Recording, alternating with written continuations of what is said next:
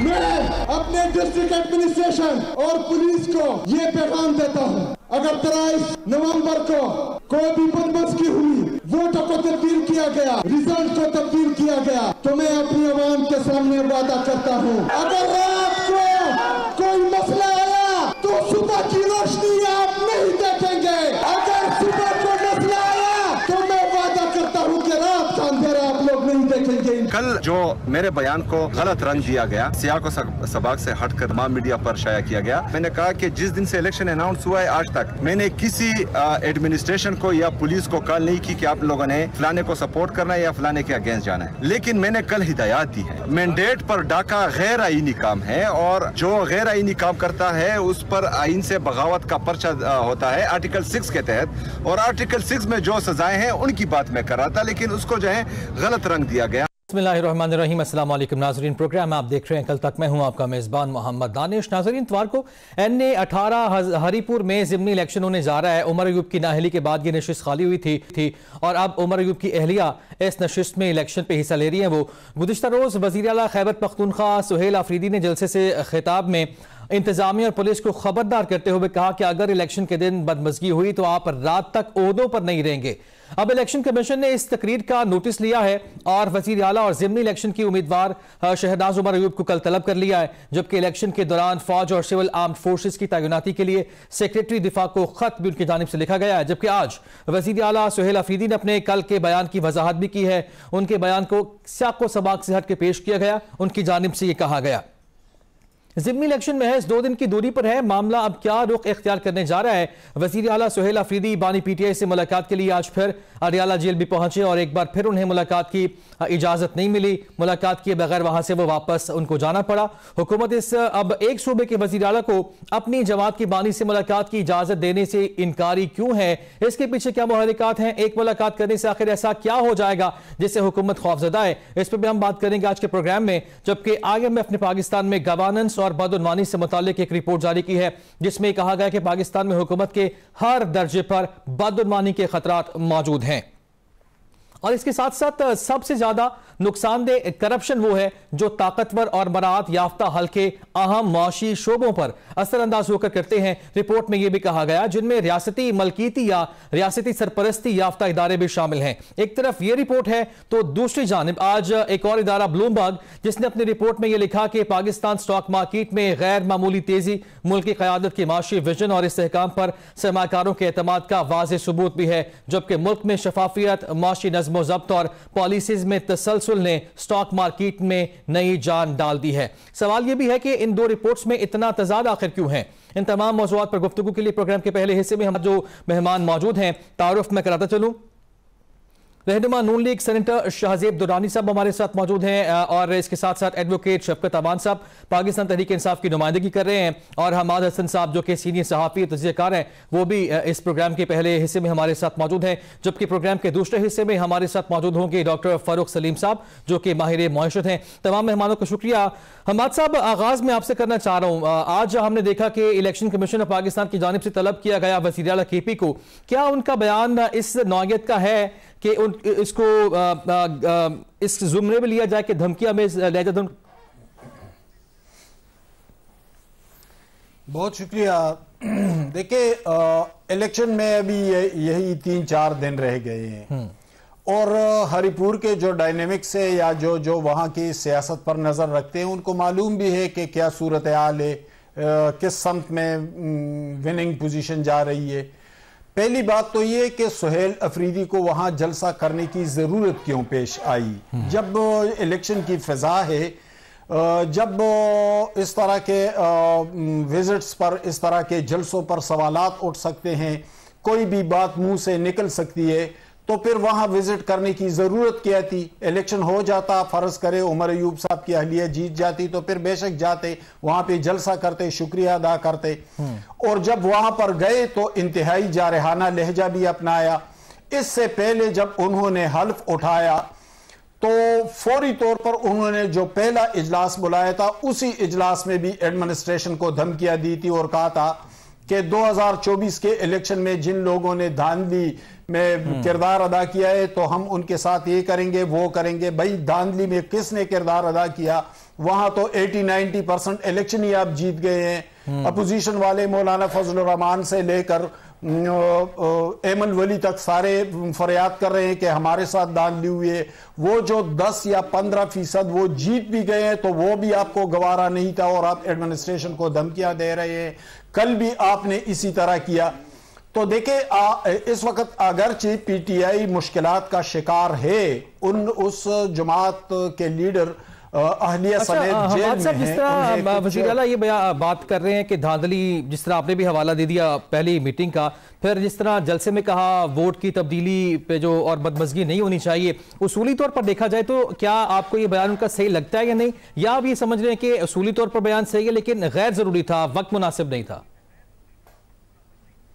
देखिए chief minister जो होता है वो तो सूबे का चीफ एग्जीक्यूटिव होता है, वो तो पूरे इंतजामिया को कंट्रोल करता है। उसे तो धमकी नहीं देनी चाहिए, उसे तो ठीक है एक्शन ले लेना चाहिए, लेकिन एक्शन सियासी बुनियादों पर तो नहीं लेना चाहिए कि भाई आपने हमारे खिलाफ ये किया है या अगर आपने ये किया तो मैं वो ठीक है एडमिनिस्ट्रेशन को दे के एक मेरिट को मद्देनजर रख के जो अफसर अच्छी कारकर्दगी न दिखाए उसको हटा सकता है, ये उसका इख्तियार होता है, इसमें कोई दो राय नहीं। लेकिन ये पीटीआई वाले जा आ रहे हैं, वो मुसलसल धमकियां दे रहे हैं, एहतजाजें कर रहे हैं, हुल्लड़बाजियां कर रहे हैं। अब उनका ये स्टैंड तो बिल्कुल ठीक है कि वो एक मुंतखब वज़ीर आला है, उनको मैंडेट मिला है, उनको असेंबली ने एतमाद का वोट दिया है, उन्होंने हल्फ उठाया है, वो रोज रोज अडियाला आते हैं और उनको अपने लीडर से नहीं मिलने दिया जा रहा है। ये एक इंतहाई नामुनासिब और गैर जमहूरी रवैया है। उन्होंने शहबाज शरीफ साहब से टेलीफोन पर बात की। बिल्कुल ठीक है सर, इस पे मुलाकात के मामले पे हमने अभी आना है, पहले मामले पे आपका पॉइंट आ गया। एडवोकेट शफकत अमान साहब, वज़ीर आज़म उनको मिला नहीं सकते तो फिर इस वज़ीर आज़म के हवाले से तो हमारे ज़हनों में बहुत सारे सवालात उठेंगे। बिल्कुल ठीक है सर, ये सवाल हम ये भी उठाएंगे। शफकत अमान साहब, सर क्यों धमकी अमेज लहजा है वज़ीर आला का? बात चाहे वो ठीक कर रहे हो, यकीनी तौर पर बदमज़गी नहीं होनी चाहिए और वोट की तब्दीली भी नहीं होनी चाहिए, जिस पार्टी का वोट उसको पढ़ना चाहिए, लेकिन लहजा इतना कड़क क्यों? मुझे नहीं समझ आ रही कि मैं इस बात का जवाब क्या दूं कि एक चीफ एग्जीक्यूटिव अपने मातहत अफसरान को ये कह रहा है कि भाई आपने फ्री एंड फेयर इलेक्शन करवाना है और अगर आपने गड़बड़ की तो फिर आप इसकी सजा भुगतेंगे। तो इसमें गलत बात जो है वो मुझे बिल्कुल नहीं समझ आई। मैं तो उसका 10 दफा बयान सुना है। अपना फैजी साहब का आज मेरी मुलाकात भी उनसे हुई है, इकट्ठे थे हम अडियाला के बाहर, और उधर भी प्रेस कॉन्फ्रेंस में वो यही कह रहे थे कि मैंने being chief executive of the province ये कहा है कि भाई ये फ्री एंड फेयर इलेक्शन हो, या तो वो ये कहते कि भाई मेरे उम्मीदवार है फलां, इसकी आपने सपोर्ट करनी है, इसके लिए थोड़ा नरम रवैया रखना है। और ये अब एक बंदा वहां पे जाके कहे कि भाई मेरिट प्रिवेल करेगा, तो मेरिट प्रिवेल करता जहां पे नजर आए उस वहां पे नून लीग की तो शामत आ जाती है ना, उनके लिए तो ये बड़ा मसला है मेरिट सबसे। तो इसलिए ये चीजें हैं कि अगर मेरिट हो जाता है, अगर आपकी बात मान ली जाए, और जिस तरह मैं तो बहरहाल इस बात को उसूली तौर पर सही समझता हूँ इदारों को, जो लेकिन उनका बहरहाल जो लहजा है उस पर बात की जा सकती है। तो जिस तरह आप बात कर रहे हैं, अगर इस तरह की बात है तो फिर आज वज़ीर आला का जो सारा जोर था वो इस बात पर क्यों था कि जी मेरे बयान को सियाको सबाक से हट के पेश किया गया? वो ये कहते कि जी मैंने बात गलत कहाँ पे की, जिस तरह आप फरमा रहे हैं? नहीं, उनको जो नोटिस मिला है इलेक्शन कमीशन ऑफ पाकिस्तान से, तो उन्होंने फिर बताना तो है कि भाई मुझे किस बात का आप नोटिस भेज रहे हैं।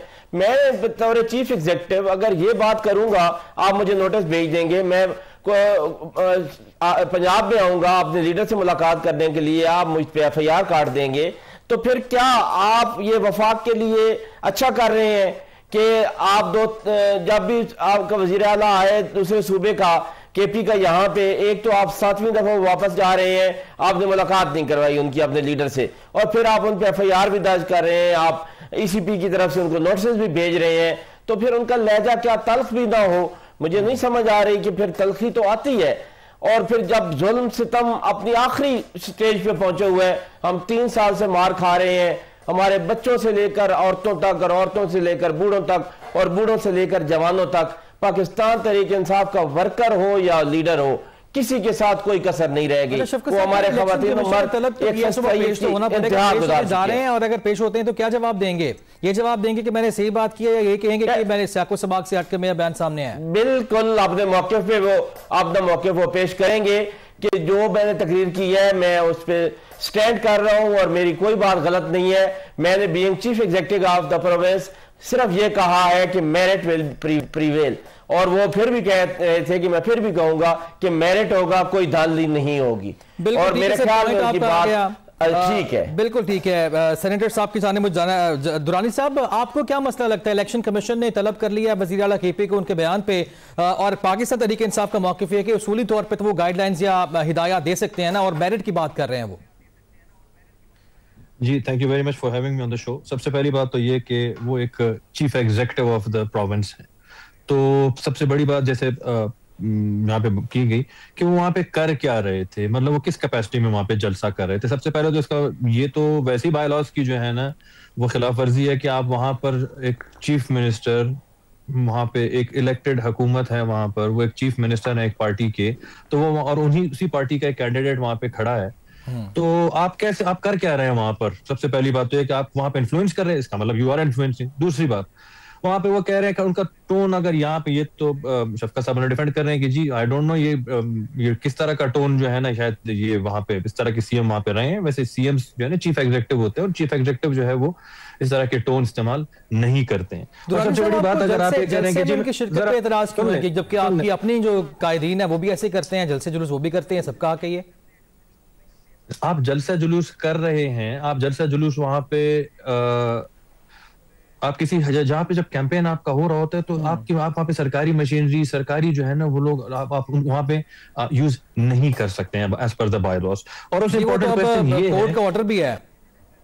जी बिल्कुल, मैं आपको ये बता रहा था। उससे ज्यादा इंपॉर्टेंट चीज ये है कि अगर आप चीफ एग्जीक्यूटिव हैं, तो बीइंग ए चीफ एग्जीक्यूटिव अगर आप किसी को इंस्ट्रक्शन पास करें तो वो इंस्ट्रक्शन आप अपने ऑफिस में पास करें।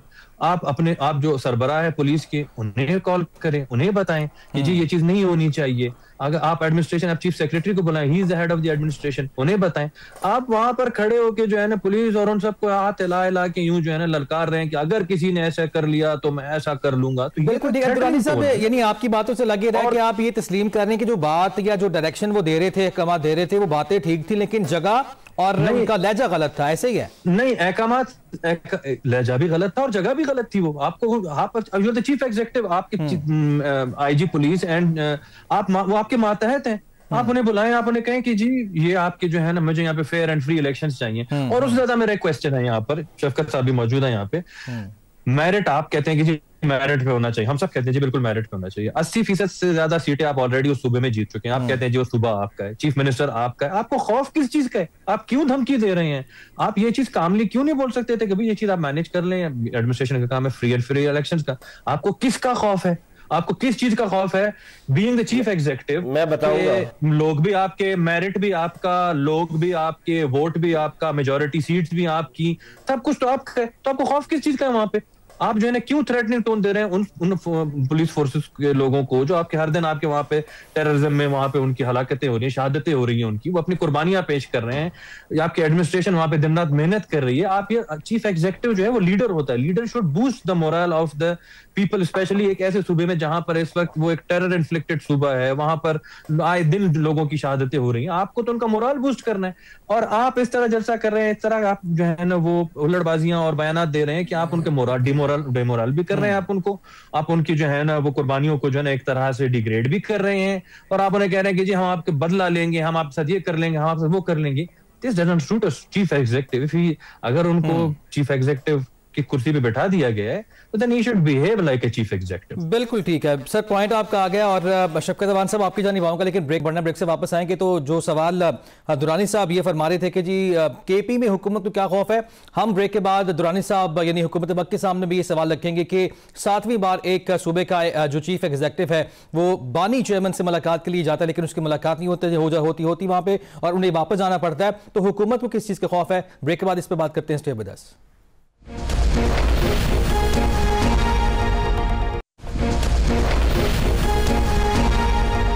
वेलकम बैक नाज़रीन। ब्रेक से पहले हम बात कर रहे थे वफाकी हुकूमत के खौफ की और सूबाई हुकूमत के खौफ की। तो शफकत अवान साहब, एक तो रिस्पॉन्ड आप करना चाह रहे थे, उसका जवाब दे दीजिए। और दूसरा, आज 7वीं दफ़ा मुलाकात के बगैर वापस जाना पड़ा सूबे के चीफ एग्जीक्यूटिव को। पाकिस्तान तहरीक इंसाफ क्या आप सोचती है, किस तरह से मुलाकात किस तरह से मुमकिन हो पाएगी?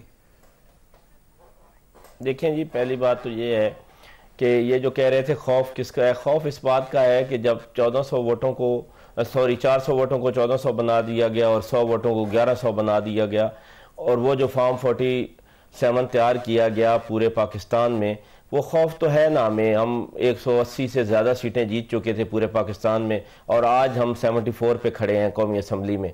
तो खौफ नहीं होगा तो और क्या होगा। और दूसरी बात यह है कि अब तो फौज भी तलब कर ली गई है इस इलेक्शन में। बहुत सारे मसाइल हैं जिनका खौफ है।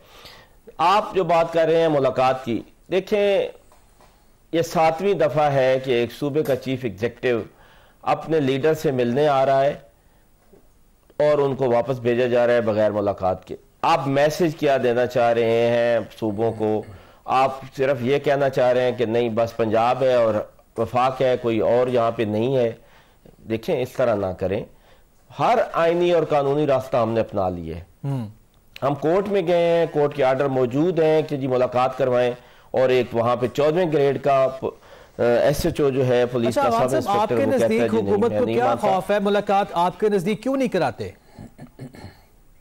देखिए, इमरान खान का खौफ इन पे तारी है, और पता नहीं इनके ज़हनों पे सवार हो गया इमरान खान की। पता नहीं उससे कोई बंदा मिलेगा तो पता नहीं क्या हो जाएगा, पता नहीं कोई मिलेगा तो फिर क्या अंदर से वो कोई कॉल दे देंगे और कोई एहतजाज ना शुरू हो जाए, अंदर से कोई ऐसी बात ना कर दें। इनके इमरान फोबिया हो गया, इमरान फोबिया हो गया इनको, और कोई बात नहीं है। अदरवाइज एक चीफ एग्जीक्यूटिव मिलेगा तो क्या हो जाना है, वो कोई आपस के सूबे के मामला डिस्कस करेंगे, वो बाहर आ जाएंगे। लेकिन इमरान फोबिया प्रॉब्लम है हुकूमत को। शफकत साहब, आपका पॉइंट आ गया। हमाद साहब, आपको सर क्या लगता है, क्योंकि 7वीं बार एक सूबे का चीफ एग्जीक्यूटिव, क्योंकि बाकी तो जिम्मेदारियां गिनवा रहे थे अभी हमारे दोस्त, लेकिन मुलाकात जब अदालती ऑर्डर भी मौजूद हैं उसके बावजूद मुलाकात नहीं करा जाती, आपकी नजर में क्या हुकूमत को खौफ है, क्या और किस तरह ये मुलाकात मुमकिन हो पाएगी? देखिए, पहली बात तो यह है कि अगर एक सूबे के मुंतखब वज़ीर आला इलेक्टेड चीफ मिनिस्टर को मुलाकात करने का इख्तियार तक नहीं है एक वज़ीर आज़म के पास, तो फिर उन्हें इस कुर्सी पर बैठने का इख्तियार भी नहीं है। फिर अखलाकी तौर पर वो इसको भी क्लेम नहीं कर सकते। अगर वो इतना भी नहीं कर सकते, हालांकि इसमें कोई गैर कानूनी बात नहीं है, वो उनका हक है कि मिलना चाहे। यानी हम रोज़ रोज़ अदालतों में देखते हैं कि अदालतें सजाएं सुनाती है कत्ल के मुकदमों में, दूसरे ख़तरनाक मुकदमात में, और उसके बावजूद भी उनके अजीज़ व अकारिब जाकर उनसे मुलाकात करते हैं। तो ये तो सुहेल अफरीदी का हक है कि वो मिले, लेकिन उनको नहीं मिलने दिया जा रहा है। शहबाज शरीफ साहब से उन्होंने फोन पर कहा उनकी बहनों के उनको भी मिलने नहीं दिया गया। एक मिनट मुझे मुकम्मल करने दे दानिश, इतनी जल्दी ना काटे ताकि बात मुकम्मल। मैं सवाल आपसे कर रहा था। एक तो ये बात है जी। दूसरी बात ये है कि क्या इमरान खान ने इस जमहूरियत के लिए कोई किरदार अदा किया था? जब वो इक्तिदार में थे तो उसने किसके जमहूरी हक को तस्लीम किया था? वो तो ये तड़ियां दे रहा था कि तुम्हारी AC उतरवा दूंगा, तुम्हारी मोंजे काट दूंगा, फला को जेल में डालूंगा, OIDIG तुम्हें देखूंगा, OI जज तुम्हारे साथ ये करूंगा। अपना रवैया तो इस हद तक फाशिस्ट था। जब खुद मुश्किल वक्त आया तो फिर उनको जमहूरियत भी याद आई, फिर उनको आईन की सरबुलंदी भी याद आई, फिर उनको जमहूरी और इंसानी हुकूक भी याद आए। लेकिन जब दूसरों के साथ हो रहा था उस वक्त कुछ याद नहीं आ रहा था। अब बताएं, क्या इस दौरान जब 2-2.5 साल से वो मुश्किलात का शिकार है, उन्होंने आईन और कानून की सरबुलंदी और जमहूरियत की बेहतरी के लिए कौन सा किरदार अदा किया है?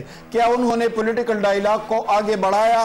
क्या उन्होंने सियासी जमातों से मुकालिमा किया?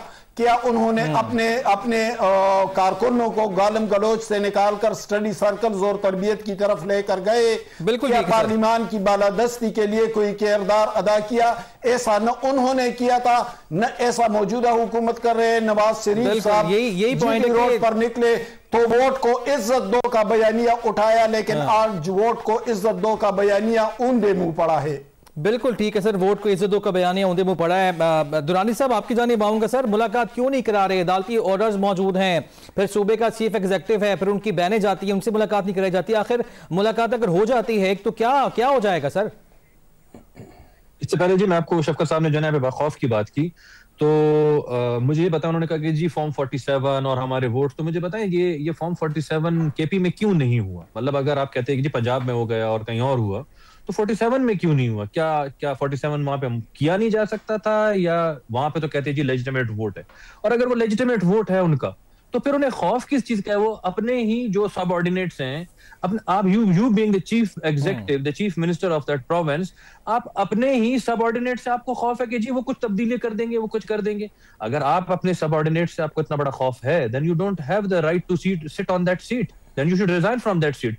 आपको ये कुर्सी दी इसीलिए गई थी कि आप उस सूबे के निजाम को चला सकें, लेकिन अगर आपको उसी सूबे के निजाम को चलाने वाले लोगों से ही खतरा है, आपको डर लगता है उनसे, तो then you don't deserve to sit on that seat. बिल्कुल ठीक है सर, मुलाकात पे आ जाए हमसे। मुलाकात पे ये मुलाकात की बात सीधी सी है कि ये पहली बात उन्होंने कहा जी पीएम साहब, जी पीएम जो है वो has nothing to do with this thing, एक प्रोविंशियल सब्जेक्ट है, प्रोविंस जो है ना वडियाला में है, दैट कम्स इनटू पंजाब।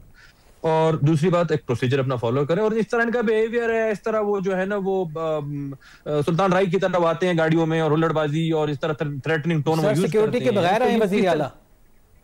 नहीं, सिक्योरिटी के बगैर की बात नहीं, अंदर जाके क्या हुल्लड़बाजी करेंगे? ये है तो अंदर तो जाने नहीं दिया जाता ना, ये तो मसला। आज भी वही गिला कर रहे थे कि जी आज भी वही कह रहे थे कि हमला कहता है हमारे पास अदालती ऑर्डर नहीं देखे हमने। उस दिन भी मैंने यही बात की कि खान साहब को बाकी किसी से खतरा नहीं, इनकी अपनी पार्टी से खतरा है, इनके अपने लोगों से खतरा है। अंदर जाके चले सर, ये तो आपके हक में बात जाती है ना, मुलाकात से इनकारी क्यों है आप लोग? हमारे किस हक में जा रही है ये बात? इस अगर इमरान खान को अगर उनकी पार्टी इत्तबा कर रही है तो सर ये तो बात आपके हक में गई ना। अगर आप मुझे बोलने देंगे जी। खान साहब की सेफ्टी सिक्योरिटी इस वक्त हुकूमत की, ही इज वो एक जो है ना क्रिमिनल, इस तरह वो डिसाइड अक्यूज नहीं है वो, इस वक्त वो मुल्जिम नहीं, वो मुजरिम है। इस वक्त उनकी सेफ्टी, उनकी जिम्मेदारी, वो एक वजीर आजम रह चुके हैं इस मुल्क के, उनकी सेफ्टी सिक्योरिटी इस हुकूमत की सबसे बड़ी जिम्मेदारी है। सर वो बात ठीक, लेकिन उनकी बहनों को भी मिलने नहीं दिया जाता, अदालती ऑर्डर्स मौजूद हैं, फिर सीएम एक सूबे का चीफ एग्जीक्यूटिव, जिस तरह आप भी अभी बात कर रहे थे उनकी, उनको भी नहीं मिलने दिया जाता, तो ये सिक्योरिटी बाड़े तो नहीं आएंगे ना सर? तो वो चीफ एग्जीक्यूटिव अगर हुल्लड़बाजियां कर रहा है, वो चीफ एग्जीक्यूटिव अगर बदतमीजियां कर रहा है, उसका बिहेवियर इस तरह, आपको क्या पता अंदर जाके वो क्या करेगा? And then who is going to take the responsibility? अगर जाके वहां पे इमरान खान के साथ कोई हरकत करता है, कोई उसको अटेम्प्ट करता है, who is going to take responsibility for this? Are you going to take it? Or is Iran Khan going to do this? बिल्कुल ठीक है सर, पॉइंट आप क्या पता इमरान खान के गले पड़ जाए। बिल्कुल ठीक है सर, ब्रेक के बाद बात करते हैं। और हमाद हसन साहब भी कुछ फरमाना चाह रहे थे, लेकिन नाज़रीन ब्रेक के जाने बढ़ना, ब्रेक से वापस आएंगे तो हम डिस्कशन को आगे बढ़ाएंगे। Stay with us.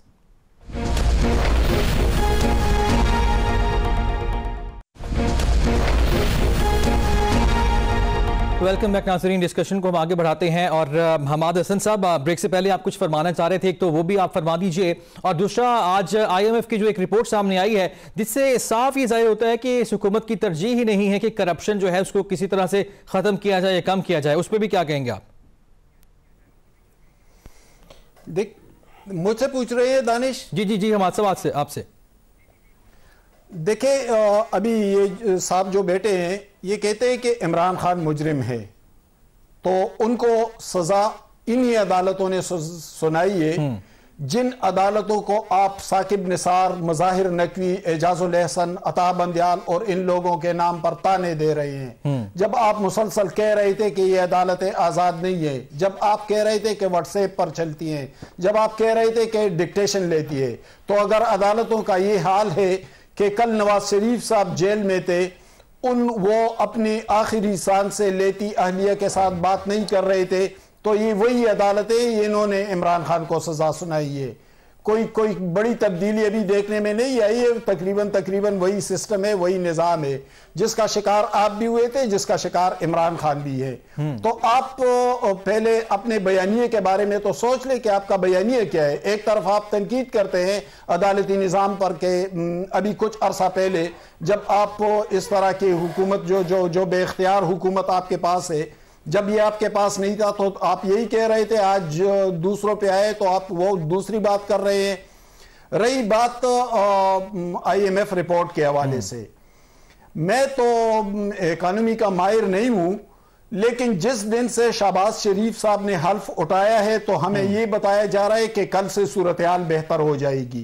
कल आ जाता है तो कहता है कल से बेहतर हो जाएगी। पता नहीं कि ये सूरत हाल कहां पे बेहतर हुई, ये मईशत में बेहतरी कहां पर आई है, किन को रिलीफ मिला है, अवाम को तो नहीं मिला है। हम तो देख रहे हैं कि फलां को इस्तिस्ना मिल गया, फलां को इस्तिस्ना मिल गया, अवाम को क्या मिला हमें ये बताया जाए। हमें इस्तिस्ना से कोई गरज नहीं है, मिलता है तो मिले, पार्लियामेंट जाने, उसका इख्तियार जाने, बिल्कुल ठीक है सर, टाइम भी शॉर्ट है, आपका पॉइंट भी आ गया। ये बताया जाए कि अवाम को क्या मिला है।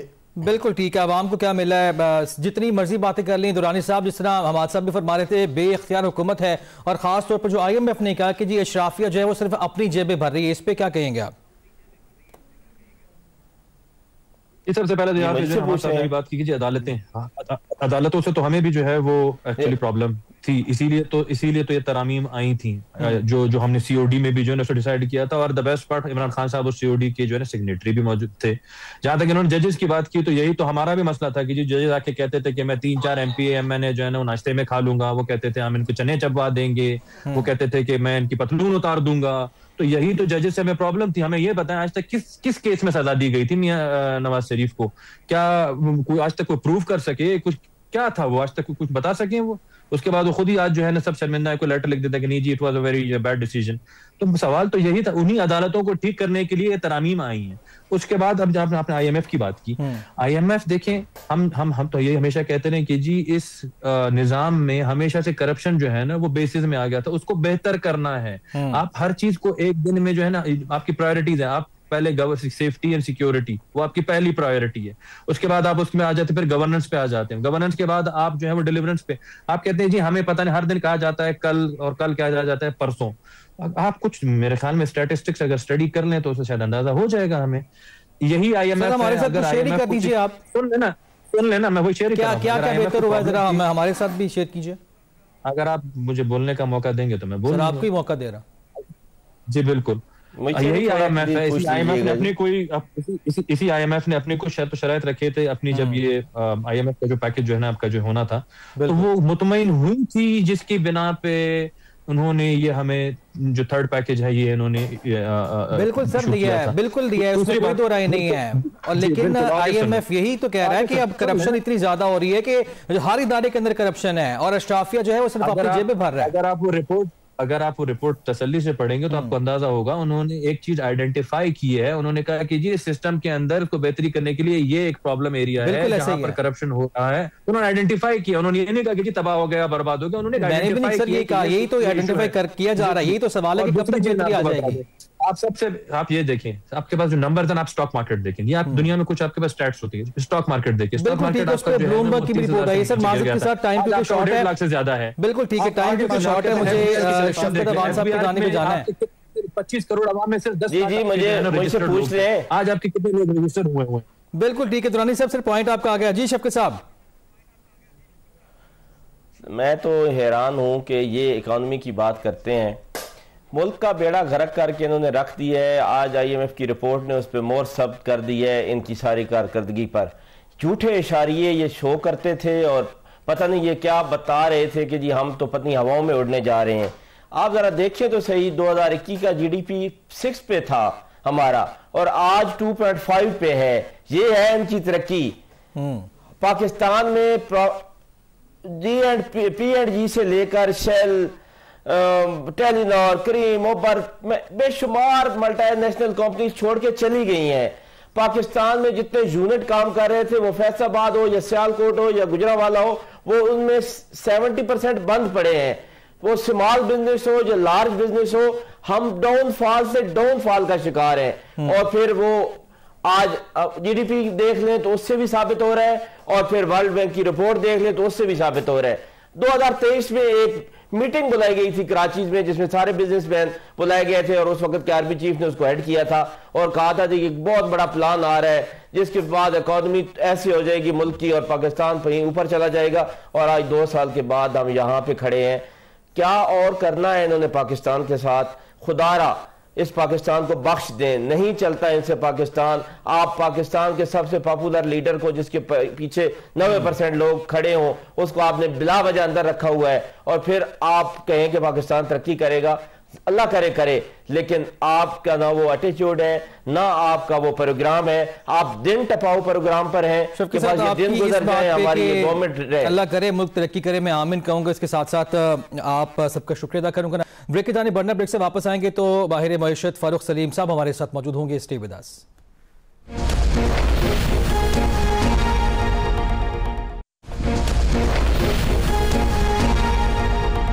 वेलकम बैक नाज़रीन। डॉक्टर फारूक सलीम साहब माहिर मईशत हमारे साथ मौजूद है। डॉक्टर साहब शुक्रिया आपके वक्त का।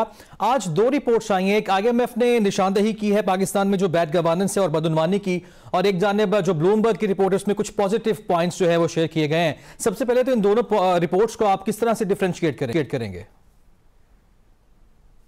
जी, IMF वाली रिपोर्ट मेरी नजर से गुजरी है। जिस दूसरी रिपोर्ट का जिक्र कर रहे हैं उससे मैं फेमिलियर नहीं हूँ, वो मैंने नहीं देखी और मैंने नहीं पढ़ी।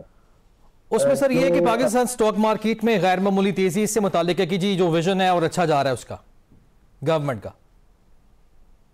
अच्छा देखिए, स्टॉक मार्केट के हवाले से जितनी भी रिपोर्ट्स मैं पढ़ता हूँ उसमें मैं ज़हन में ये रखता हूँ कि तकरीबन 3.5 लाख पाकिस्तानी हैं जो स्टॉक मार्केट में इन्वॉल्व हैं, जो खरीदते हैं, जो फरोख्त करते हैं, जो मुनाफा कमाते हैं प्रॉब्ली या नुकसान करते हैं।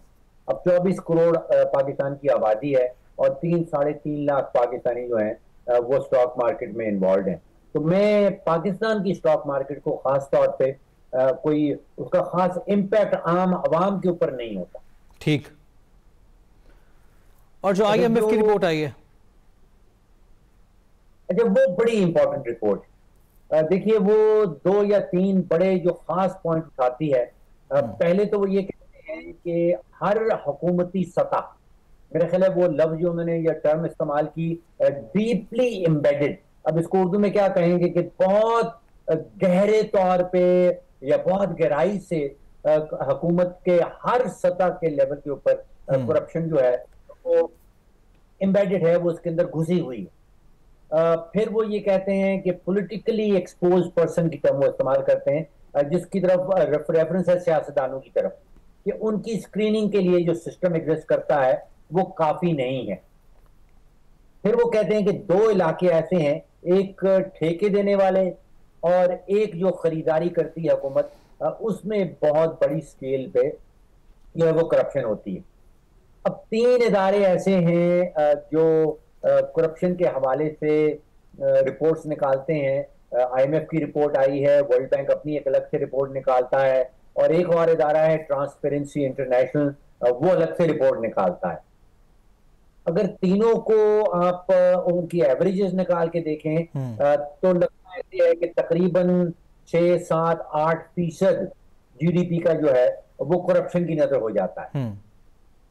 बाद में ये है कि तकरीबन 9,000 अरब रुपए की सालाना की बुनियाद पे पाकिस्तान में करप्शन पाई जाती है, जिसका मतलब ये हुआ कि तकरीबन 3-3.5 करोड़ खानदान पाकिस्तान में रहते हैं। तो हर पाकिस्तानी खानदान का जो नुकसान है, जो उसको करप्शन की कीमत चुकाना पड़ती है, वो तकरीबन 2.5 लाख से 3 लाख रुपए सालाना है।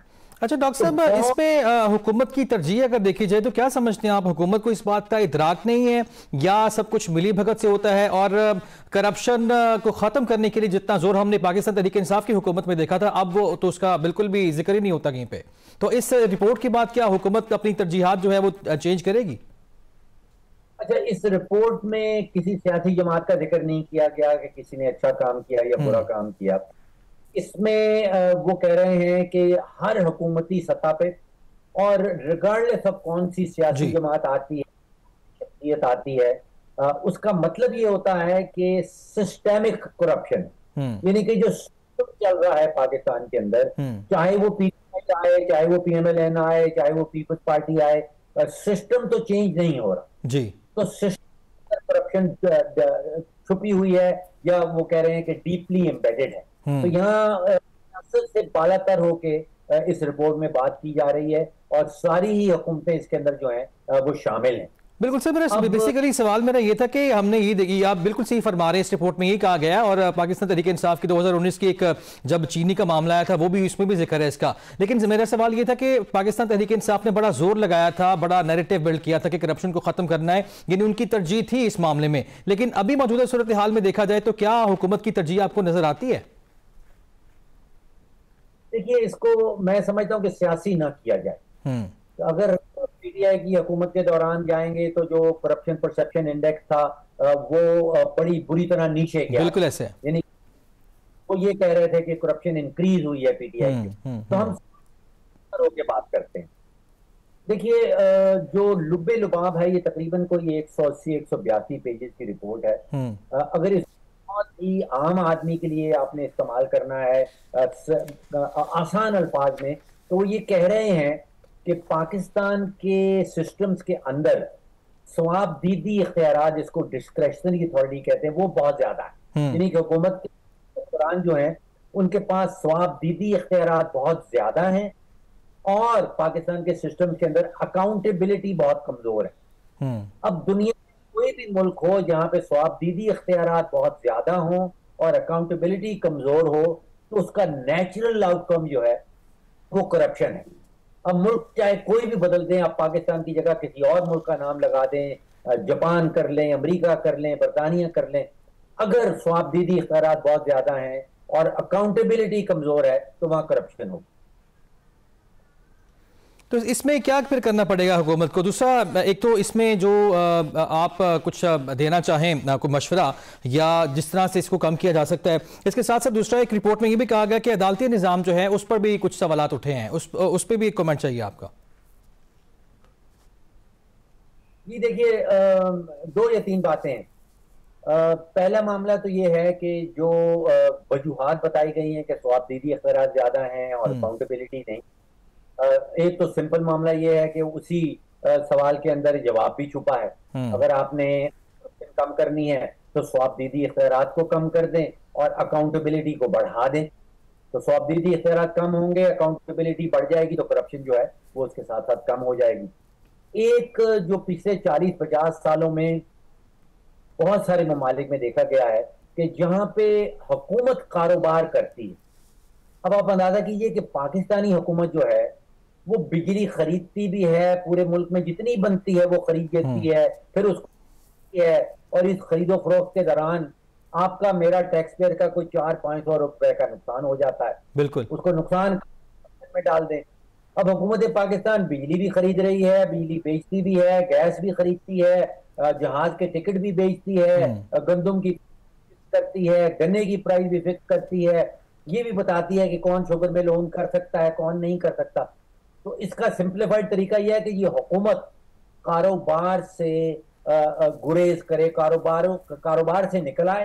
हुकूमत का काम है हुक्मरानी करना, उसका काम बिजनेसेस करना नहीं है, उसका काम बिजली खरीदना नहीं है, उसका काम जहाज के टिकट बेचना नहीं है, उसका काम है हुक्मरानी करना, रेगुलेट करना। बिल्कुल ठीक है, बड़ा वैलिड पॉइंट आपका कि हुकूमत करे और हुक्मरानी करे। बहुत शुक्रिया डॉक्टर फारूक सलीम साहब हमारे साथ मौजूद थे।